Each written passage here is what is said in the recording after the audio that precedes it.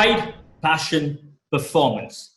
A few of the adjectives that come to my mind straight away when I talk to this wonderful guest of mine in Leander, Forever Young Paes. Thank you so much, Leander, for joining me on this very special episode of the RK Show. Listen, I've got to call you Forever Young because you're putting a lot of people in this world to absolute shame, Leander. Hi, RK. It's a real pleasure to be on your show. You actually got me blushing right now. It's a good thing I'm a bit dark-skinned. You don't see it. No, it's amazing, Leander. I mean, I've got to say that you're forever young because you still have plans. You had announced your plans. So where does it leave you? Because we are now, unfortunately, in a slightly different world with different circumstances. Yes, I definitely think that the lockdown and COVID-19 virus has actually caught us all by surprise. Me in particular, I never ever imagined a virus actually spreading so far all across the globe, and it's affecting so many people all over the world. I feel like 2020 started, we did January, we did February, and suddenly it's just come. The rest of the year has kind of come to a standstill. So I know you had mentioned in the press, you had spoken to people that Tokyo would be wonderful for you as far as your tennis career is concerned. You've been playing for what now? 89, 90 when you turned the pro, and you've been around for a long, long time now. So has it affected the way you have thought about what your future as far as the world of tennis is concerned? I mean, this pandemic? 100%. I think that every single human being on the planet has been affected by COVID in different ways. And I think for us professional athletes, especially in the case where I was going for my one last pro season, it was my final year on the tour. And after 30 years of playing on the tour week in and week out, approximately 40, 45 weeks a year, I was looking to call it a day. And then as I started in Australia, and then I went to Pune, got a grand farewell in both those locations, and played my 30th Australian Open, got a great farewell there. And then I came back to Bangalore and played my last tournament in India, where I got to the finals. And there were a lot of questions about why I was retiring, why not continue. If you're continuing to get to finals and perform well, why not continue? And then I went to Dubai, which is one of my favorite tournaments there, the Dubai Duty Free, and had a great tournament there in terms of interacting with the fans, interacting with the tennis loving fraternity, all my partners over the years. But then things came to a standstill. As soon as I finished Davis Cup in Croatia, we were playing in Zagreb in end of February, if I'm not mistaken, early March. And as soon as the tie finished, we won our doubles. I won my 46th Davis Cup doubles match and got the world record in that. It seemed like everything just shut down. So to answer your question, I think for us athletes, we've had to reinvent ourselves because for us, our jobs have come to a standstill. We're not earning a living like we normally do for the last 10, 15, 20, 30 years for some of us. We've had to reinvent ourselves and look at other opportunities to earn a living and put bread and butter on the table. And as much as some of us have done well and put a little money aside for a rainy day, I think that the world as we know it is going to be very different post-COVID-19. I think as we're all waiting for the vaccine to come up now, so we can all get immunized to the virus, I think that travel internationally, staying at hotels, interacting with the public at stadiums, traveling to airports and public areas is going to be very different post-COVID-19 than it was before. So would it be fair to say that you would take a precise call once things resemble some sort of normalcy? Is that a fair idea that I get? Okay. That is very, very fair, and that's exactly what I will do. At the moment, I'm getting a much-needed rejuvenation break away from tennis. It's probably the reason why I was looking to retire before, because I was so fatigued from the 30 years of constant travel and constant hotels. And as much as they're fantastic hotels, they're four walls and a television. And for one who doesn't watch much television, the loneliness of the tennis circuit really kind of got to me over the last 30 years. I've had a very blessed career. I've done, fairly well over the last 30 years, but I've missed out on a lot of family time. I've missed out on a lot of time with my parents, with my daughter Aiyana, with my friends. And at the same time, this lockdown has given me a much needed time arcade, as in a precursor to retirement, as a precursor to what will be like when I don't travel as much with tennis. And I'm very focused on the other ventures that I'm so interested in. You mentioned fairly well over the last 30 years. You're being very, very modest there, Leander, because that's precisely the idea of this conversation. To be a top-notch athlete, for the amount of time that you have been and you still are, it takes humongous amount of sacrifice, physically and mentally. I know it's very, very difficult for anybody of your stature to probably encapsulate everything that has happened over the last 30 years in about 2 minutes or 3 minutes time, but would want to understand some of the major challenges, first up physically, that you had to face over the period of time. Well, the average height of a tennis player in the 80s and the 90s when I grew up was 6 feet 1. The average height of a tennis player today is about 6'4", 6'5". I'm 5'10" on a good day. So really, if you look at the power on my serve or the trajectory on my serve, I don't possess a big serve, but I know how to hit a bottle cap on the court. So I've got great timing and really good precision with it. But really, the lack of power with my serve was something I had to battle. Also, I grew up as a footballer because my mother's Bengali and my father's Goanese. So with that Portuguese and Bengali heritage, I grew up with these massive legs. So always footwork has been something that I've prided myself on. Speed of both hand and feet and brain has been something I've prided myself on. And I've used other attributes that are either inherited from my parents or God-given talents, or for the last 30 plus years, I've had to work really, really hard to hone my skills, to play a sport that is not genetically or not physiologically necessarily towards the Indian physique. But in terms of to last for the amount of time that you have and are still doing, you had to reinvent, didn't you? I mean, not just once or twice, but probably a few times over decades. And that is, one decade after another. Take us through that particular process, because I'm curious to understand, Leander, are there points in time of your career when you suddenly think, look, this is not happening. I need to reinvent myself, and therefore, otherwise I'll be left behind. Were there genuine scares that, somebody of your stature does have over different points in your career? 100%. I think that in a profession that is so rich in competition, a profession that is so vast, in the whole world gets to play it, right from New Zealand right to Machu Picchu. You've got athletes from all over the world and all different skill sets and all different talents. For me, I've had to reinvent myself 12 times over the last 30 years. And in each time that I've had to reinvent, it could be in different ways. Some ways it could be in reinventing someone new on my team.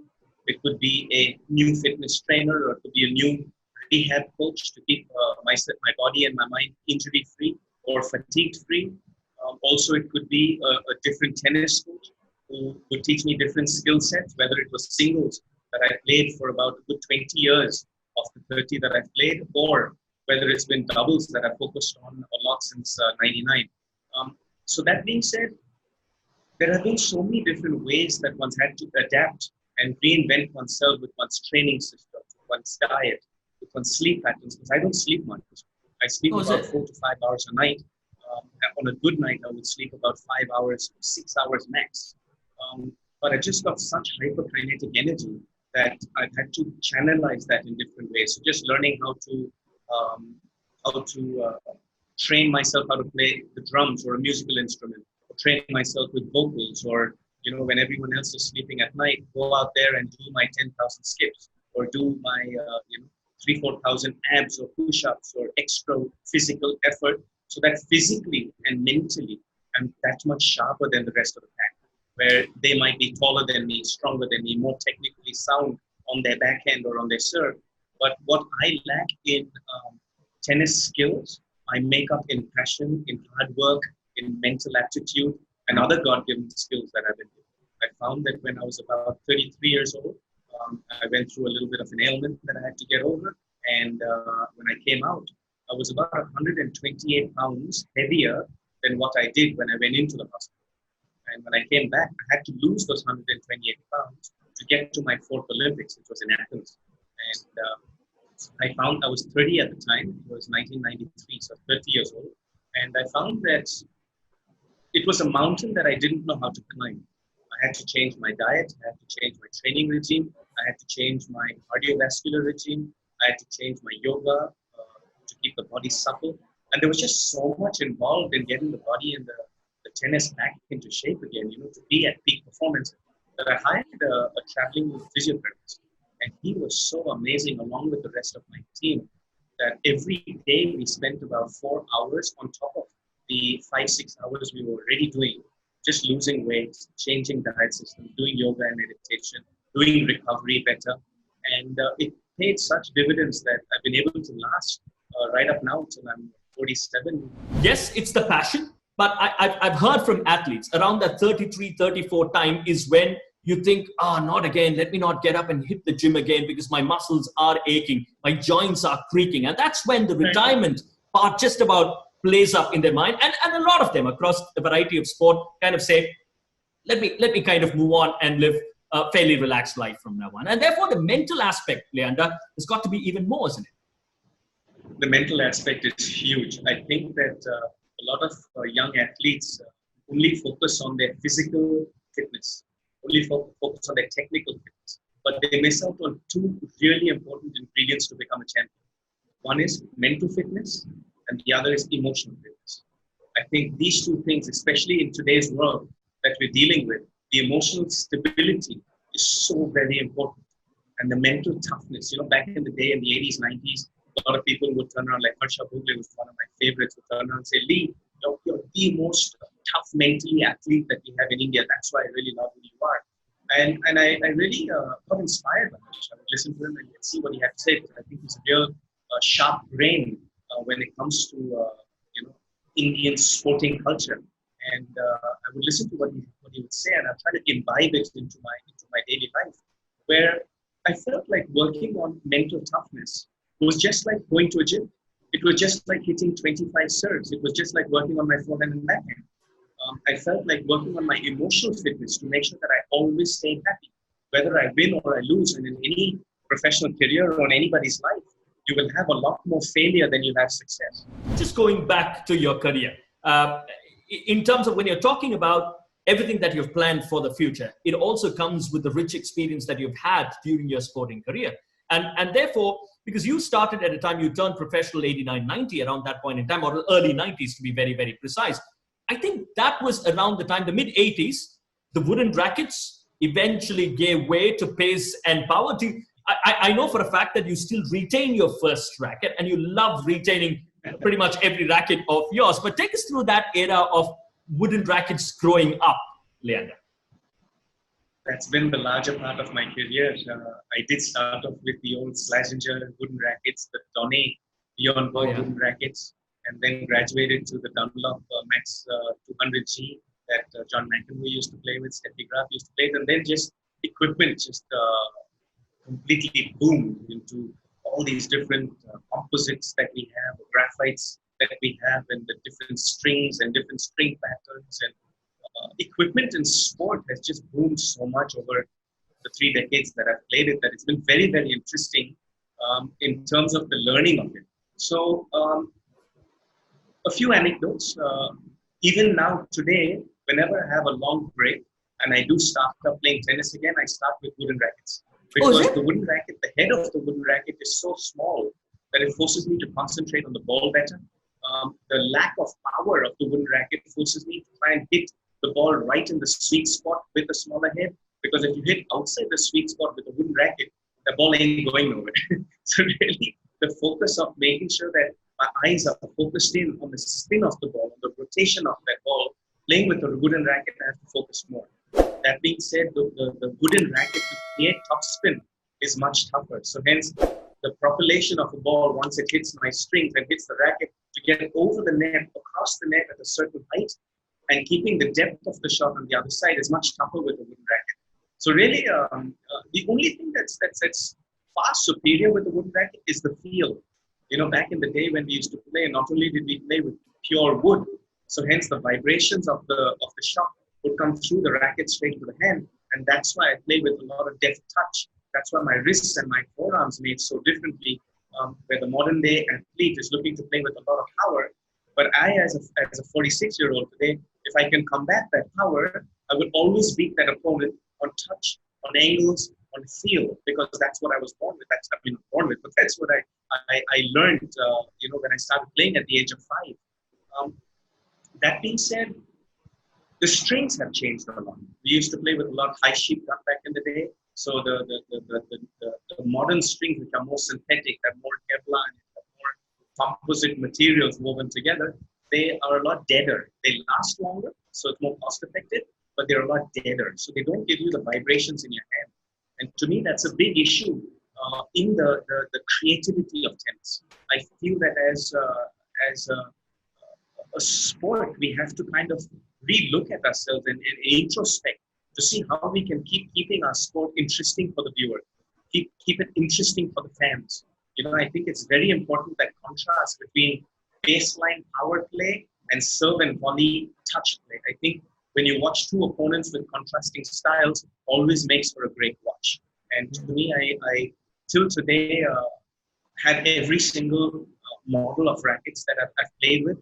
I have about 998 rackets to be exact, and I've stored them all in a storage that actually is preserving them, because I think that whole journey over time of playing with these different equipments has also made me the athlete I have. And if you look at my results, you look at my career, you can actually see the career graph depending on how the modernization of equipment has been at time. What's your stand on analytics vis-a-vis the instinct that normally a sportsman allows to take him over? So RK, today I will give you a different viewpoint and a different perspective. I think that when you look at analytics, I think that some athletes love it, like a Novak Djokovic, like myself, like a team sport, whether it's football or hockey or cricket.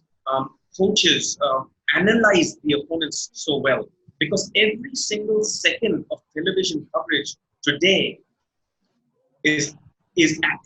everyone has access to it. And in that, I find that if you're a goalkeeper, for example, and you analyze over time, where is Lionel Messi's favorite side to shoot off a free kick? Or whether it is Virat Kohli, what kind of ball does he feel more uncomfortable on? Or in a team, which side in football can you attack a team? Where is the defense weakness?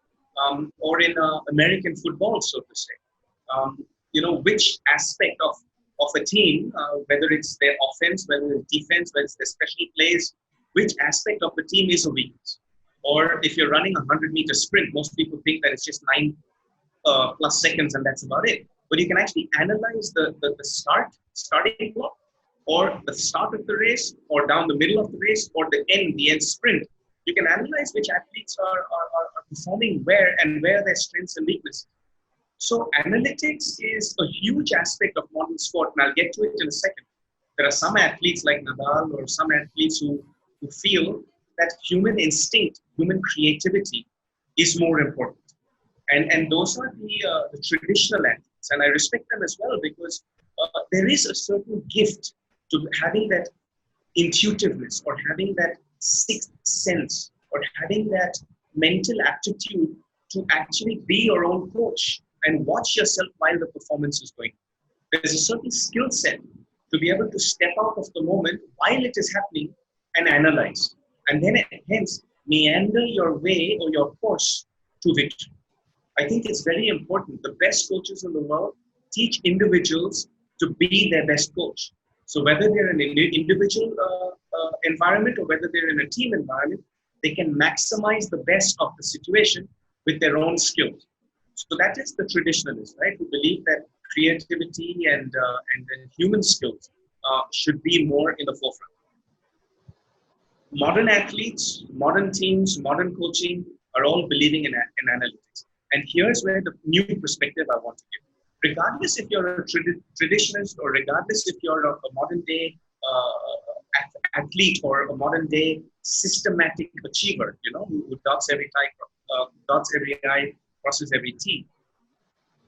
The point of view is that the margins between winning and losing, or the margins between the best in the world in any profession and the average, back in the 80s or the 70s or the 60s was huge because of the physical knowledge, the mental knowledge, the emotional knowledge, the lack of analytics, where you had to navigate your way through your path of your life in the moment. Whereas today, as a life coach that I am, I could sit with the corporate and I could analyze the corporate's financial charts, their performance charts, the different departments, break them up into different departments and analyze their charts individually. And even as a professional athlete who's been a self-employed professional conducting my own career from the age of 12, my finances, my travel, my hotel, my entries, my systems, my training teams, their salaries, their input. I, as an investor in my own self as a business, I invest 3 crores of rupees every single year in my life from the age of 12 with no guarantees of that returning back. So after you pay your taxes, after you get your salary, after you pay your taxes, after you get your prize money, not a guaranteed salary, or you get your endorsements, you're not really left with much. Individual athletes in our country struggle to make a career because they do not have a governance who pays for their expenses. They do not have a sporting governance who pays for their expenses. They do not have a team that pays for their expenses. Individual athletes have it very hard in a country like that. So that being said, the point of view that I want to give is that through analytics, which is now in the modern world, you can analyze departments of a corporate, or you can analyze different offensive teams or defensive teams in a sporting team. And then you can prepare your own team, or you can prepare the own chart of your life or your expertise. Using those analytics to learn from the best in the world, whether you're watching YouTube or whether you're watching reruns of footage that is there on television or on digital space today. And the base level of any career is just getting better and better and better. So I feel like, especially now when people are going through a lot of job cuts, when companies now are going through a lot of layoffs, I think to maximize your skill set, to maximize your talent is the call of the day. Tell us a little bit more about the equation, the dad-daughter equation. Well, it is the greatest thing I've done in my life is to have a little child, and I crave having more. I've never been married in my life. I was in a hospital with neurocystic cirrhosis when I was 30 years old in 1993. And when I came out, in 2003, my bad, I got the years wrong, but in 2003, when I came out of the hospital, there were 3 things I was told. One is that I would never run ever again. 2 is that I would never grow my hair ever again. And 3 is I would never have a kid. So those are the 3 things that I actually went out to do as soon as I came out. I prepared myself for my 4th Olympics. I grew a long samurai ponytail. When I went to Athens Olympics, I had long hair. And at the same time, I wanted to have a kid. So I did. I did it in an unconventional manner. But I am very, very grateful to the ability to have children, because I think the responsibility of looking after children and bringing them up in the right way is very, very important. I think that the world needs good people out there, because the Lord knows that through all the travel that you and I do through the world, there are all different kinds of people out there. It's very important to bring up our children the right way. And just as my parents have brought me up and given me guidelines to live by, and given me opportunity to become who I've become as a young Indian boy, I think it's very important. It's a beautiful task to actually look after my daughter Aiyana and give her the same opportunities and more to be the best that she can be in her talents.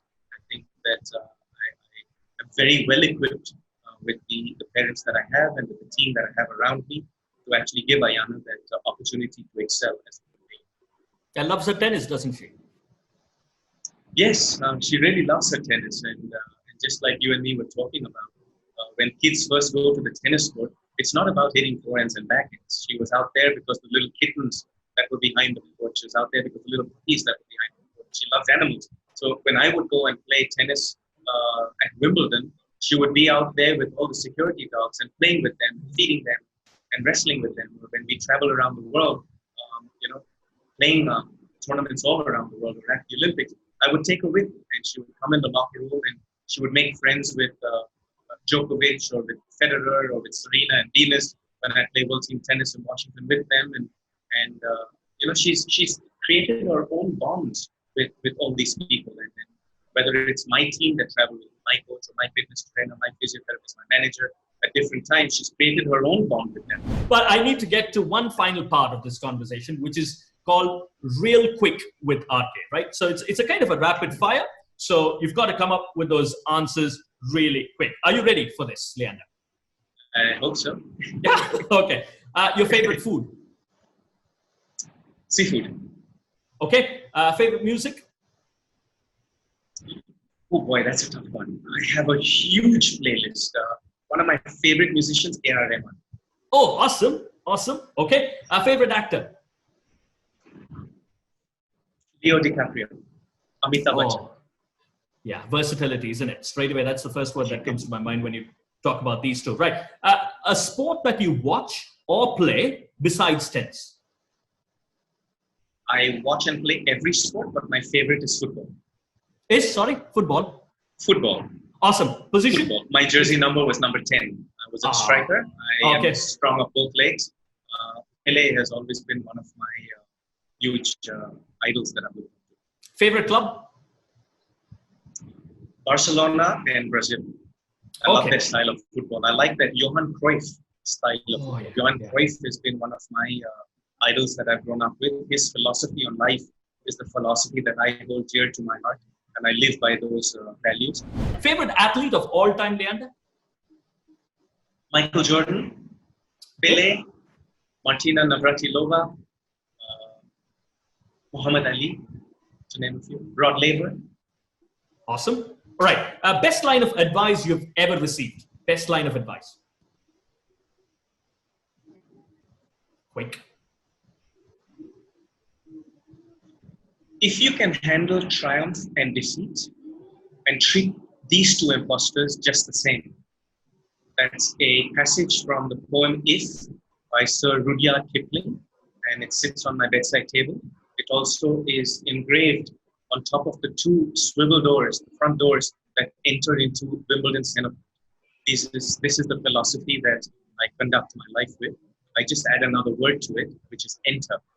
If you can handle triumph and defeat and treat these two imposters just the same, enter center court of Wimbledon, enter into life. Beautiful. Lovely. Best friends from the tennis world? Oh my God, so many.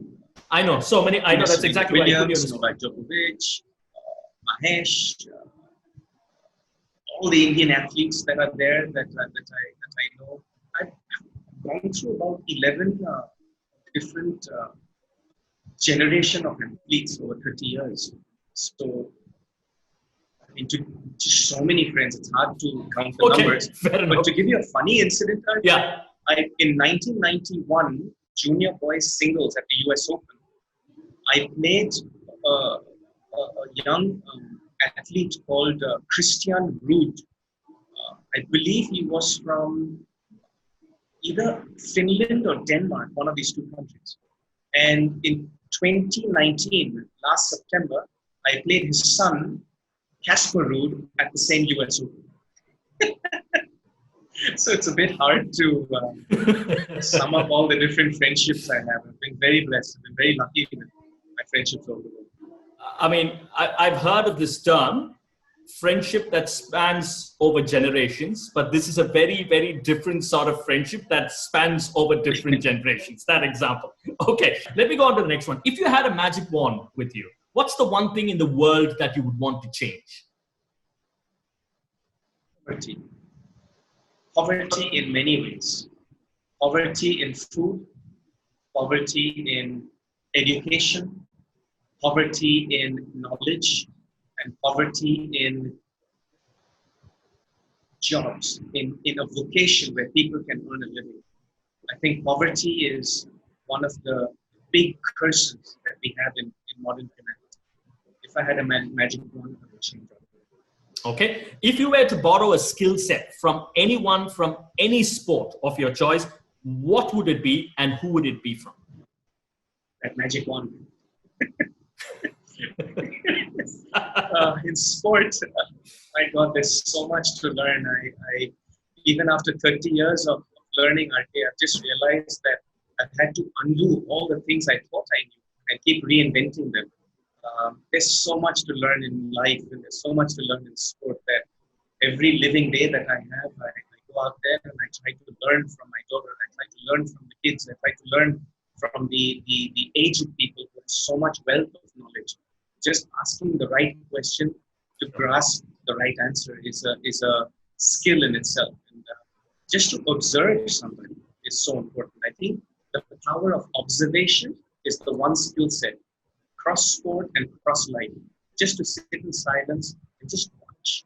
I think the way someone dresses, the way someone conducts themselves, the vocabulary they have, the value systems they have in their life, the ethics that they live by, or not. There's so much to learn from all of that. I think the power of observation is the most important skill set, in my opinion. Awesome. One final question, Leander. This is something that I ask all my guests. A household chore that you think you are now a master at, thanks to lockdown. Washing dishes. I love them.